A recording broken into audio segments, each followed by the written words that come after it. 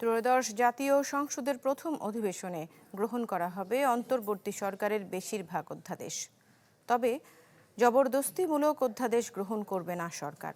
রাজধানীতে এক সংলাপে এসব জানান স্বরাষ্ট্রমন্ত্রী সালাউদ্দিন আহমদ। বলেন, গণভোটের রায়কে সম্মান করলে আলোচনা করতে হবে সংসদে। ঢালাইয়ে দৃঢ়তা, নির্মাণে নিশ্চয়তা। প্রিমিয়ার সিমেন্ট, ঢালাইয়ের রাজা। জাতীয় মানবাধিকার কমিশন অধ্যাদেশ ২০২৫ নতুন সংসদের কাছে প্রত্যাশা শীর্ষক সংলাপ রাজধানীর চিনমোচি আন্তর্জাতিক সম্মেলন কেন্দ্রে। আয়োজক আমন্ত্রিত অতিথিরা সবাই বলেন, আন্তর্জাতিক মানে বাংলাদেশের মানবাধিকার উন্নীত করতে হলে অন্তর্বর্তী সরকারের সময় নেওয়া অধ্যাদেশ সংসদে পাশ করতে হবে। এই নির্বাচনের ভিতর দিয়ে আমরা সেই ঐক্যমত্যকে বৈধতা দিয়েছি। আজকে সময় এসেছে এটাকে বাস্তবায়ন করা। সংসদে যারা আছেন, সংসদের বাইরে যারা আছেন, এইটার ব্যাপারে জোরদার আওয়াজ তোলা। পেপার টাইগারের মতো জাস্ট একটা থাকলো কাগজে, কিন্তু কোনো কার্যকারিতা নাই, সেরকম যেন না হয়।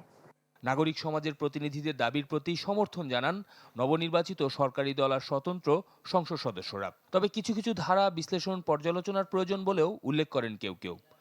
আমাদের দায়বদ্ধতা আছে সেগুলোকে, তাহলে আদালতকেও আমাদেরকে সেইভাবে ক্ষমতায়ন করার প্রয়োজন, যাতে আন্তর্জাতিক যে আইনগুলো আছে সেটা আমরা একইভাবে প্রয়োগ করতে পারি। আইনটা আমার মনে হয় সঠিকভাবে বাস্তবায়ন হবে, কারণ আমাদের নেতার নাম তারেক রহমান, যিনি আজকে বলেছেন যে ৭০ অনুচ্ছেদ শুধু ৪টা মানে অবাদে পয়েন্ট বাদে আর সব ব্যাপারে আপনারা আলোচনাটা করতে পারবেন ফ্রিলি। প্রত্যেকের নাগরিক অধিকার অত্যন্ত সংকুচিত এবং বেশিরভাগ ক্ষেত্রেই সেটা হুমকির মুখে। সংসদে আইনটি পাশ হবে কিনা গেল ১৭ বছর যাদের মানবাধিকার লঙ্ঘিত হয়েছে তাদের উদ্দেশ্যে প্রশ্ন রাখেন অধ্যাপক Rehman Sobhan. But how effectively the commission will function will depend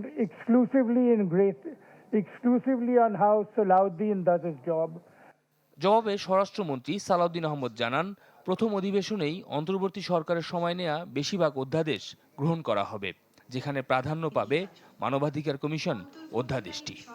interim government যে সমস্ত অর্ডিন্যান্সগুলো যেইভাবে তাদের ধ্যান ধারণা মতে পাশ করেছে বা অর্ডিন্যান্স জারি করেছেন, সেই অর্ডিন্যান্সগুলোর অধিকাংশই আমার মনে হয় আমরা এক্স্যাক্টলি গ্রহণ করতে পারবো।